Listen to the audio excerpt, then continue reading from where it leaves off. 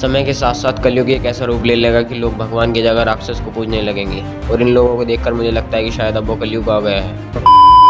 एक बहुत ही बुरा इंसिडेंट हुआ है कोलकाता में। अभी आपको पता होगा कि इतनी बेरहमी से नीच हरकतें करके कुछ दरिंदों ने एक डॉक्टर की जान ले ली। वो तो शुक्र है सोशल मीडिया का कि हम लोग इस चीज़ पर अपनी आवाज़ उठा पा रहे हैं, क्योंकि सोशल मीडिया की वजह से शायद उस लड़की को जस्टिस मिल पाए, शायद। क्योंकि तुम्हें पता ही है कि यहाँ का सिस्टम कैसे काम करता है। यहाँ पैसों से क्या क्या नहीं किया जा सकता। 2 जान की कीमत एक निबंध लिखकर चुकाई जा सकती है, तो इसलिए शायद ही कहा जा सकता है। बाकी तो हम क्या ही कर सकते हैं, अब जो करेगा वो कानून करेगा। हम तो सिर्फ अपनी आवाज़ उठा सकते हैं इस चीज़ के खिलाफ और भगवान से प्रे कर सकते हैं कि जल्द से जल्द उस लड़की को जस्टिस मिल जाए और आत्मा को शांति। और जब ये सब चीज़ें होती हैं तो फिर सवाल उठता है कि क्या सच में गॉड इज एग्जिस्ट? अगर भगवान है तो क्यों ये सब चीज़ें हो रही हैं? क्यों किसी की बहन किसी की बेटी को इतनी बेरहमी से मार दिया जाता है? सवाल उठते हैं और स्वाभाविक हैं। और इन सब चीज़ों को कैसे रोका जा सकता है? कैसे केसेस कम हो सकते हैं? क्या जो होता है वो अच्छे के लिए होता है? सवाल बहुत सारे हैं और स्वाभाविक हैं। तो आराम से वीडियो को देखना, आज तुम्हें तुम्हारे सारे सवालों के जवाब मिल जाएंगे, ठीक?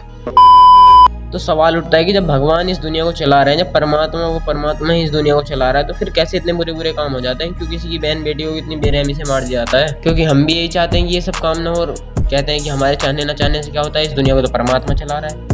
तो फिर ऐसी क्या चीज़ है जो हमसे ये सब काम करवा लेती है? क्योंकि वो भगवान तो नहीं चाहेगा कि इस दुनिया में कुछ भी बुरा कर्म हो। तो ऐसी क्या चीज़ है जो उस परमात्मा से ही बड़ी हो गई? तो कुछ लोग कहते हैं, जो ज़्यादा गहरे नहीं गए, जो ज़्यादा गहरा उत्तर नहीं खोज पाए, वो कहते हैं कि शैतान है। लेकिन ये उत्तर इतना खास, इतना मनोवैज्ञानिक उत्तर नहीं है। क्योंकि अगर ये उत्तर अर्जुन को दिया जाता तो वो कहता कि शैतान अगर है तो क्या वो परमात्मा से बड़ा है? क्योंकि परमात्मा के होते हुए जब शैतान हमसे इतने बुरे बुरे कर्म करवा लेता है तो फिर तो परमात्मा से बड़ा ही हुआ। तो फिर क्यों मुझे परमात्मा के चक्कर में उलझा रहा हूँ? मैं तो शैतान की पूजा करने लगूँ जाके, जैसा कि ये लोग कर रहे हैं। तो यहाँ पर श्री कृष्ण इसका ये उत्तर नहीं देते। श्री कृष्ण एक बहुत ही मनोवैज्ञानिक उत्तर देते हैं। श्री कृष्ण कहते हैं कि प्रकृति के 3 गुण हैं, रजस, तमस और सत्व। और इस उत्तर को ना तो आज तक कोई इंसान ना कोई विज्ञान नकार पाया है। और बल्कि विज्ञान ने तो आगे चलकर इस चीज पर एक खोज भी की थी, वो है इलेक्ट्रॉन, न्यूट्रॉन और प्रोटॉन। और विज्ञान कहता है कि इन तीनों के बगैर परमाणु नहीं बन सकता। और इन तीनों के गुण भी वही हैं जो रजस, तमस और सत्व के हैं। न्यूट्रॉन, प्रोटॉन, इलेक्ट्रॉन से मिलकर एक परमाणु बनता है और रजस, तमस, सत्व से मिलकर पूरी प्रकृति। तो अभी तो मैं तुम्हें इन तीनों गुणों के बारे में पूरे विस्तार से नहीं बता सकता, क्योंकि वीडियो बहुत लंबा हो जाएगा। तो अगर तुम्हें जानना है तो श्रीमद् भगवद गीता पढ़ लो या फिर गूगल करके देख लो। बाकी मोटा मोटा बता देता हूँ कि इन तीनों गुणों में होता क्या है। जो सत्व गुण वाले लोग होते हैं वे ना तो कभी दूसरों को कष्ट पहुंचाएंगे, ना कभी दूसरों को कष्ट पहुंचाने के बारे में सोचेंगे। वे अपनी साग सब्जी में खुश रहते हैं, ज्यादा किसी से मुंह बहस नहीं करते, करुणावान, दयावान होते हैं और अपने भगवान की भक्ति में लीन रहते हैं। और रजोगुण वाले लोग वे होते हैं जिन्हें हर टाइम खाना पीना सोना मजे ये सब करने के चक्कर में लगे रहते हैं। और तमस गुण वाला व्यक्ति हमेशा किसी न किसी के बारे में बुरा ही सोचता रहेगा। उसे पता ही नहीं होता कि क्या अच्छा है और क्या बुरा। वो बस अपने अंदर मन में ये सोच लेता है कि जो मैं कर रहा हूँ बस वही सही है। और जब इन तीनों गुणों में से कोई सा एक गुण प्रधान होता है तो 2 गुण अपने आप परास्त हो जाते हैं, ठीक?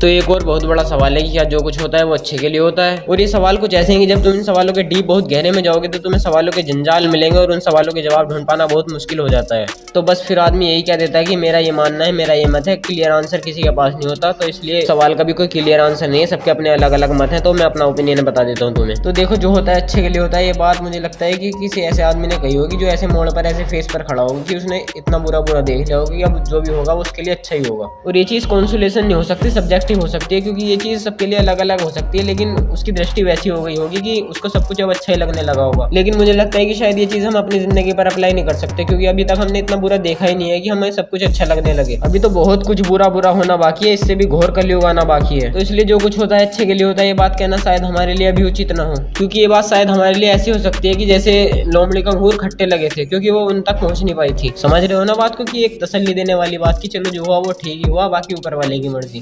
ऊपर वाले की मर्जी तो है, लेकिन उसने तुम्हें स्वतंत्र बनाया है, इसलिए नहीं कि तुम अपने कर्म उस पर टाल दो कि चलो जो हुआ वो ठीक ही हुआ, ऊपर वाले ने कुछ सोच समझ के किया होगा। ऐसे नहीं होता भाई।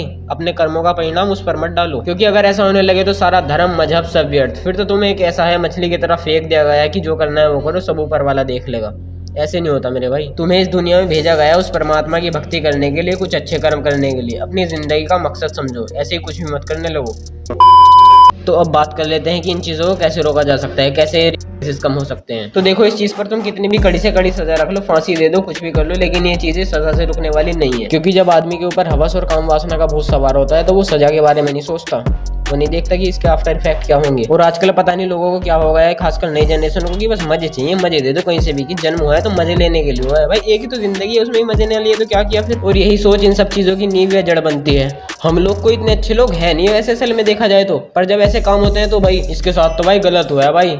भाई गलत तो हुआ है, लेकिन हम कौन से इतने अच्छे इंसान है भाई। अभी हमारे सामने से कोई लड़की गुजर जाए, क्या माल है यार, सौदा जा रहा भाई सौदा, ऐसे ऑब्जेक्टिफाई करते हैं जैसे वो कोई इंसान ना हो के, कोई लड़की ना हो के, उनके कंज्यूम करने की कोई चीज हो। भाई वो भी हमारी तुम्हारी तरह एक इंसान ही है, बस जेंडर ही तो अलग है। इसका मतलब ये नहीं कि वो कोई तुम्हारे भोगने की चीज है। अभी भाई मैंने एक लड़के से कहा कि ये बिफोर मैरिज सेक्स की लड़कियों को देखना भाई, ये सब चीजें करना गलत बात होती है। तो पता है उसका जवाब क्या था? भाई ये की तो जिंदगी, उसमें मजे ना लेने दे तू हमें, अभी तो हमारी जवानी के दिन है भाई, अभी तो हमारे मजे लेने की उम्र है भाई, बुढ़ापे में कर लेंगे जो भी अच्छे काम करने हैं। तो फिर भाई मैंने कहा कि अगर ये सब मजे हैं तो एक बार उस जगह पर अपनी बहन को रख के सोच, सच का पता लग जाएगा। तो भाई अगर वे लोग हैवान हैं तो कुछ परसेंट तो हाथ हमारा भी है उस हैवानियत को बढ़ावा देने में। तो ये चीजें सजा से तो नहीं रुकने वाली, क्योंकि भाई अगर सजा से रुकने वाली होती तब तक रुक गई होती। इस केस के बाद ना जाने कितने केसेस बाहर आ रहे हैं। अभी उत्तराखंड में भी उसके बाद कुछ ऐसा सही केस हुआ था, और ना जाने आए दिन ये केसेस कहाँ कहाँ देखने को मिलते रहते हैं, और किसी की रिपोर्टिंग हो जाती है तो किसी का पता भी नहीं चलता। और ऐसे ही पता नहीं कितने केसेस बाहर आते रहेंगे, ये रुकने वाले नहीं है। तो फिर ये चीजें रुकेंगी कैसे? तो ये चीजें तभी रुक सकती हैं जब इंसान की सोच बदल जाए। और सोच कैसे बदलेगी? जब घरों में उपनिषदों और वेदों का ज्ञान पहुंचेगा, जब सबके घरों में अपने अपने मजहब धर्म का ज्ञान पहुंचेगा, तभी इन चीजों को कंट्रोल किया जा सकता है, अन्यथा नहीं। तो अभी शैतान की पूजा करने वाले इंसान को भी देख लेते हैं कि ये क्या कहना चाह रहा है। आज तक कि मेरी मम्मी भी कंफ्यूज हो जाती, मैं हर एक चीज क्वेश्चन करता हूँ बचपन से, हर एक चीज। मैं कोई भी चीज में नहीं मानता हूँ। जब तुम लोग को बोला जाता है कि अपना सर झुकाओ, टेम्पल में तुम लोग जब जाते हो, जब अपना सर झुकाओ, क्यों झुकाते हो? कभी पूछा? मैं पूछता था और उन लोगों के पास जवाब नहीं होता था।